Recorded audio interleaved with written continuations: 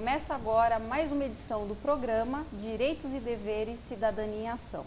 E é com alegria que compartilho a apresentação deste programa com o Dr. Rogério Marti, que trouxe para nós aqui hoje uma pessoa ilustre para falar de um assunto muito interessante a você, trabalhador brasileiro. Quem é o nosso entrevistado de hoje, Rogério? Silmara, hoje o tema é Direito do Trabalho. E para bater um papo com a gente hoje, trouxemos o doutor Marco Antônio Silva de Macedo Júnior.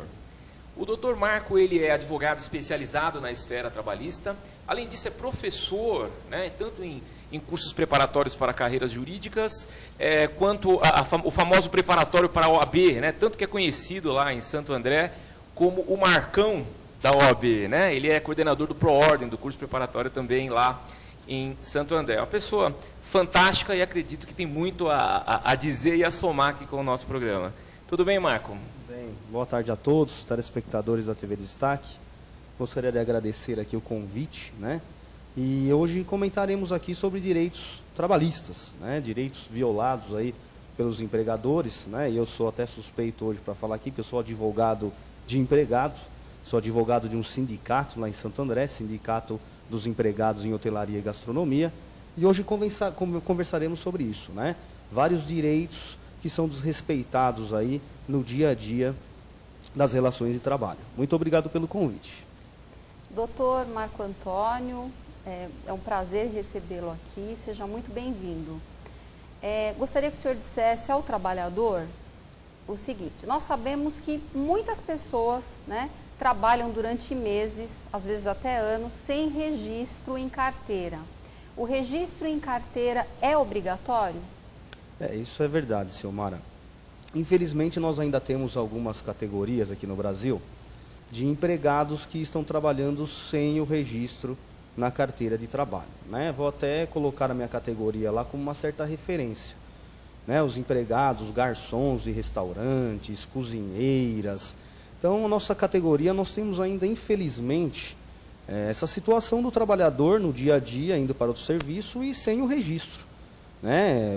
Os perigos disso para o trabalhador e para o próprio empregador, né? A nossa legislação obriga o registro na carteira de trabalho, né? O artigo 13 da CLT traz a regra da obrigatoriedade para qualquer prestação de serviços como empregado para o empregador, até mesmo o serviço temporário.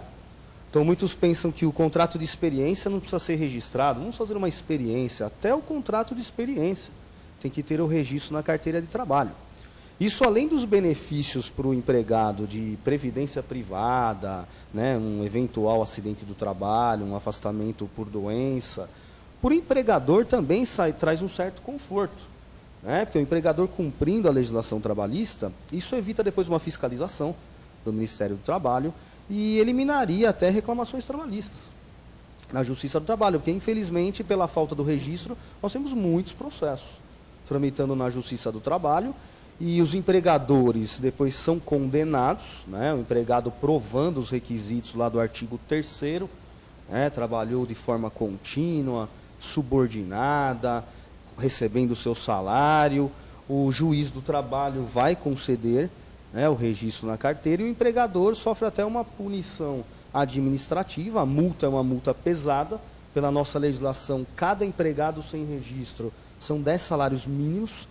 E nós já temos até uma parte da jurisprudência entendendo que a falta de um registro na carteira de trabalho acarretaria até o dano moral para o trabalhador.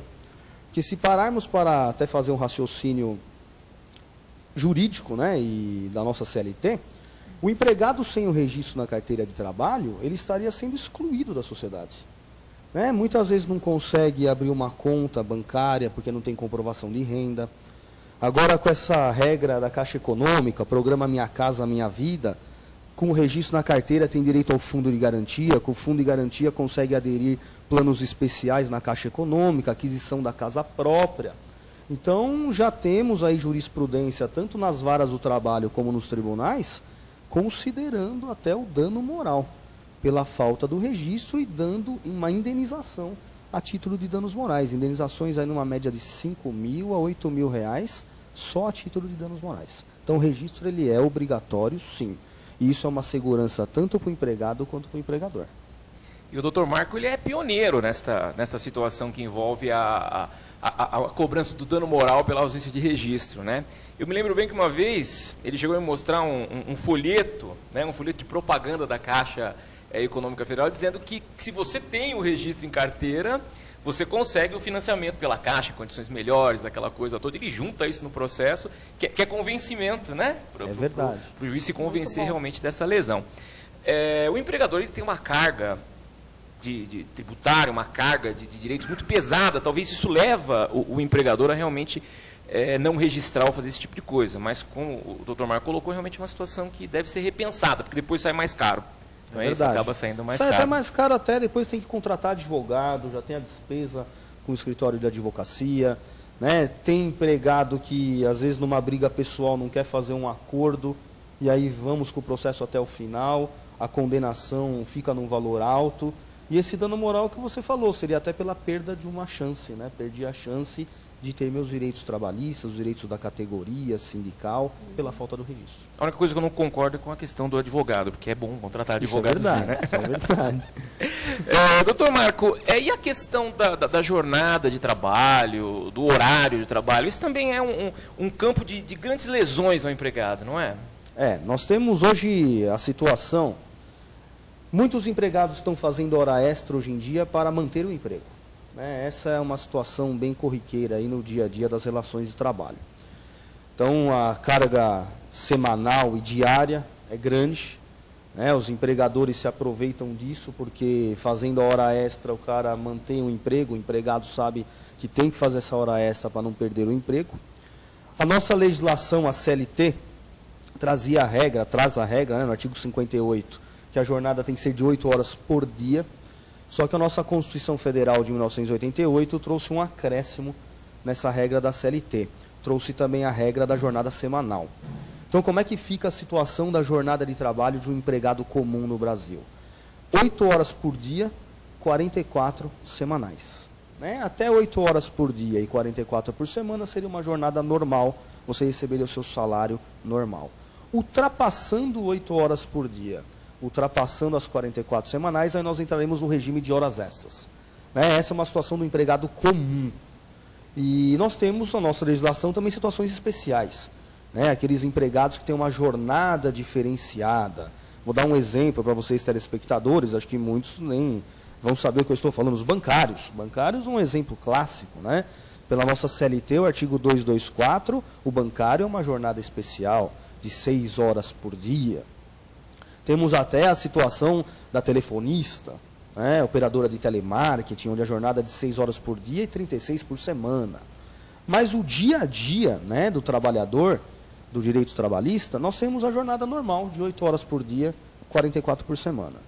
Só que, infelizmente, pela grande rotina de serviço, muitos empregados trabalham jornadas de 10 até 12 horas por dia, só recebendo o seu salário normal. E é o motivo de muitas reclamações trabalhistas no Poder Judiciário.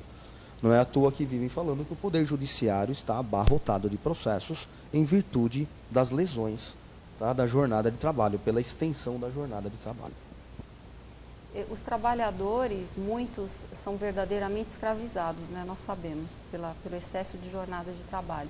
Quais são os períodos de descanso a que o trabalhador tem direito? Isso aí, Silmara. Até pela jornada de trabalho prevista na legislação, nós temos os períodos de descanso justamente em decorrência dessa jornada. O intervalo mais comum, que todos conhecem, é o intervalo para refeição e descanso. E muitos não conhecem o seu direito real. Tenho o direito de fazer a minha refeição durante a jornada de trabalho? Tenho. Mas muitos empregados não sabem. Como é que funciona o descanso? Qual é o direito previsto na lei? Então vamos explicar como é que funciona esse intervalo para refeição. Tudo depende da sua jornada diária de trabalho. Se a jornada de trabalho é maior que 6 horas por dia, o trabalhador tem que descansar no mínimo 1 hora para a refeição. Então jornada diária superior a 6 horas, você tem que descansar no mínimo 1 hora. Agora, se a sua jornada não ultrapassa de 6, mas ultrapassa de 4 horas por dia, agora o intervalo não é mais de 1 hora. O intervalo é reduzido para 15 minutos. Tá? Então, se eu trabalho numa jornada de 5 horas por dia ou até 6 horas, 15 minutos de refeição.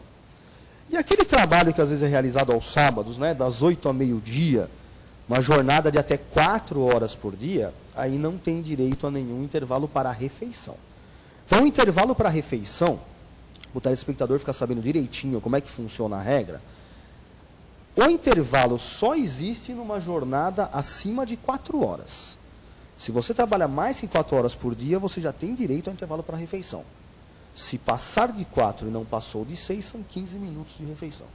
E se a jornada é superior a 6 horas, você tem direito a pelo menos 1 hora.